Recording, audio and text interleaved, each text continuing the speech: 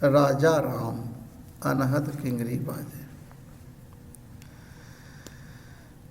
यहाँ पर अनहद का भाव ये है एक रस, कंटिन्यूअस, परमानेंट। हर एक व्यक्ति के अंदर एक नाद बज रहा है, कंटिन्यूअस नाद। नाद और अनहद नाद में क्या फर्क है? नाद जो है दो चीज के टक्कर से पैदा होता है। जैसे आप तबला बजाते हैं, उस पर चोट मारते हैं, आवाज निकलता है, नाद है।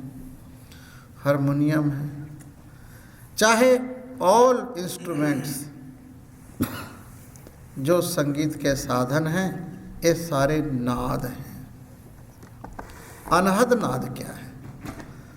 अनहद नाद हर एक व्यक्ति के अंदर वो ऑलरेडी परमानेंट बजता है, जिसके बारे में आया है झिम झिम बरसे अमृत धारा, प्रत्येक इंसान के अंदर। लेकिन जो गुरुमुख जन है, जिसकी अंतर्दृष्टि है, जिसके ऊपर गुरु की कृपा है, वो जब शांत होकर के अंदर ध्यान करता है तो उस अनहद नाद के बजते को वो सुनता है, और जो एक अमृत धारा दसम द्वार से बह रही है उसका वो स्वाद लेता है, उसकी मस्ती में वो मस्त रहता है। उसी को यहाँ यहाँ पर भक्त कबीर जी कह रहे हैं, राजा राम अनहद किंगरी बाजे। वो अनहित, वो जो संगीत है कंटिन्यूअस सबके अंदर बज रहा है। जाकी दिष्ट नाम नाद लिव लागे। जाकी दिष्ट अर्थात जिसके ऊपर गुरु का उपदेश है, गुरु की कृपा है, गुरु की शिक्षा है, गुरु की मेहर है, गुरु की अनुकंपा है, गुरु का प्रसाद है, जिसके ऊपर वो इस रस को लेता है। भाठी गगन सिंगया अर चुंगया, कनक कलश इक पाया। अब देखो ये वाणी है, ऐसे कोई भी अर्थ है इसका समझना चाहेगा, क्या समझेगा? भाठी गगन सिंगया और चुंगया, कनक कलश इक पाया। जैसे शराब की भट्ठी होती है ना, और शराब की भट्ठी में जब जो शराब निकालने वाले हैं वो जब नीचे हीट देते हैं तो जो भी पदार्थ होता है, महुआ हो गया, गुड़ हो गया, चाहे और सो मेनी थिंग्स जिससे शराब बनाते हैं, उसका वाष्पीकरण होता है। और वो जा कर के फिर एक नली होता है, उससे जो है क्रॉस करके फिर एक पात्र में बूंद बूंद कर गिरता है शराब। ठीक इसी तरह प्रत्येक व्यक्ति के अंदर इस प्रकार की घटना हर एक इंसान के अंदर है। भाठी गगन सिंगया और चुंगया, ये दो नाड़ी, सिंगया ईड़ा और पिंगला। जो नाक की जो सजी सुर है उसको ईड़ा कहते हैं, और जो खबी सुर है उसको पिंगला कहते हैं, और जो बीच की नाड़ी है उसको सुषमना कहते हैं। ये तीनों नाड़ियाँ जाके दसम द्वार में मिलती हैं। योगी लोग सजी सुर से श्वास को लेते हैं और सुषमना में जाके उसको टिकाते हैं, सुषमना नाड़ी में, और टिका करके फिर पिंगला से श्वास निकालते हैं। फिर पिंगला से श्वास लेते हैं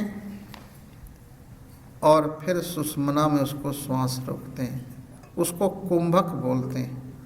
और श्वास रोकने के बाद वो जो जिसको नाम खुमारी नानका चढ़ी रहे दिन रात, वो जो खुमारी है वो परम शराब की, वो अंदर जो है उसको पी पी करके जो है गुरुमुख जन मस्त रहते हैं।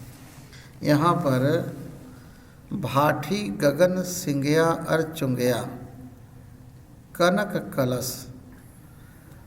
कनक कलश क्या है कि वो तो शराब सबके अंदर दसम द्वार से झर रहा है, लेकिन जिसका मन शुद्ध है, जिसका अंतःकरण शुद्ध है, वो उस शराब को पी पाता है। दूसरे लोग उस शराब को पी नहीं पाते, वो तो माया के नशे में अंध रहते। यहाँ पर भक्त कबीर जी कहते हैं, भाठी गगन सिंगया अर चुंगया कनक कलश इक पाया। कनक कलश का भाव ये है, ये जो इलाही शराब है, ये जो इलाही आनंद है, ये सिर्फ गुरुमुख जन जो गुरु के उपदेश को लेकर अभ्यास करते हैं वही इसको पी पाते हैं। तिसमह धार चुए अत निर्मल, रसमह रसन चुआया। तिसमह धार चुए अत निर्मल, वो जो इलाही शराब है, तिसमह धार चुए अत निर्मल, वो बहुत शुद्ध है, निर्मल है, साफ है, वो आनंद से भरा हुआ है। इसलिए गुरु महाराज उपदेश कर देने कि आनंद भया मेरी माए सतगुरु में पाया। सदगुरु की पाने के बाद ऐसा नहीं कि व्यापार दौड़ने लग पड़ता है, ऐसा नहीं, या 2 बच्चे तो 4 हो जाते हैं, ये भी कुछ नहीं। सदगुरु की प्राप्ति के बाद जीवन आनंद से भर जाता है। आनंद भया मेरी माए सतगुरु में पाया। तिसमह धार चुए अत निर्मल।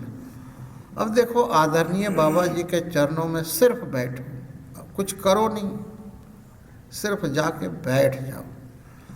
बैठते ही देखना आपके अंदर एक शांति, एक आनंद, एक अहोभाव, एक ऐसी खुशी जो संसार में नहीं जाना है वो मिलने लग जाता है।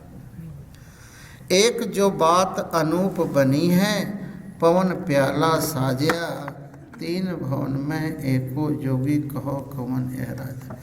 यहाँ भक्त कबीर जी उपदेश करते हैं, जो गुरु की कृपा से अंदर के जो शराब है, अंदर के आनंद को जो लेता है, उसका लोक सुखिए परलोक सुहेले।